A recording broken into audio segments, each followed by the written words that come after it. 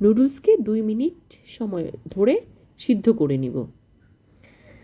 আমরা আজকে নুডলসের যে চপটা করব তার জন্য নুডলসটাকে ভালো করে সিদ্ধ হতে হবে। 2 মিনিট পর এটাকে আমরা ছেঁকে নিব। ছেঁকে নেওয়ার পরে আগে থেকে ম্যাশ করা আলু সাথে নুডলস ঢেলে দিব, কাঁচামরিচ কুচি, পেঁয়াজ কুচি,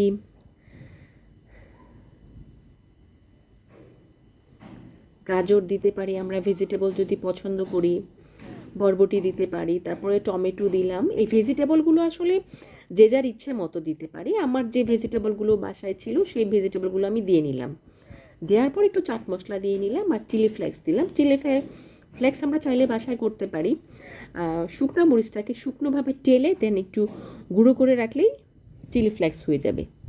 তারপরে আমরা এখানে কয়েকটা ব্রেড ছিঁড়ে টুকরো করে দিয়ে নিব। এরপরে সবগুলো মশলা দেওয়া শেষ। এবার আমরা পাউরুটি সহ টোটালটাকেই ভালো করে হাত দিয়ে মিশিয়ে নেব। আমরা এখানে আলু দিয়েছি, নুডলস দিয়েছি, পাউরুটি দিয়েছি অ্যান্ড ভেজিটেবল উইথ মশলা। এবার আমরা ভালো করে ম্যাশ করে নিব যতক্ষণ পর্যন্ত এটা পুরোপুরি ম্যাশ না হয়ে যাবে।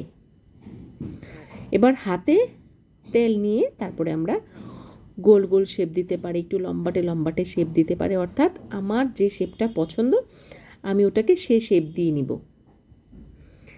শেপ দিয়ে আলাদা করে সবগুলো রেখে নিলাম। এরপরে যেহেতু আমরা শেপ করে ফেলেছি, সবগুলো একসাথে শেপ করে নিলে আমাদের জিনিসটা সুন্দর হবে। তো আমরা যে কোটিংটা সেটা তৈরি করে নিচ্ছি। ময়দা দিলাম, ময়দার মধ্যে পানি দিলাম, দিয়ে এটাকে ভালো করে মিক্সড করলাম। আমরা যে চপটা তৈরি করছি চপের কোটিংটা কিন্তু এটা। এবার আমরা এটাকে ওই যে আগে চপগুলো বানিয়ে রাখলাম একটা একটা করে এটার মধ্যে মিশিয়ে কাঁটা চামচ দিয়ে উঠিয়ে তারপরে ব্রেড ক্রাম্বের মধ্যে মিশিয়ে ফ্রাই করে ফেলব। একটু খেয়াল করলে দেখতে পারবো আমি কীভাবে মিশিয়ে নিচ্ছি যেন চারপাশে ব্রেড ক্রাম্বটা লাগে। আর আমরা ফ্রাইটা করব মিডিয়াম হিটে।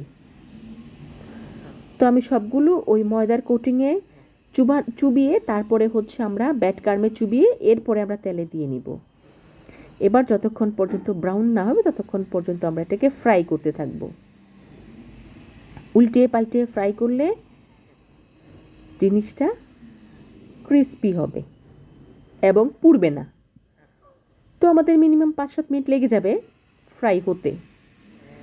উঠিয়ে নিলাম, সাথে টমেটো সস, চিলি সস হলে ওয়াও, জাস্ট লোভনীয়।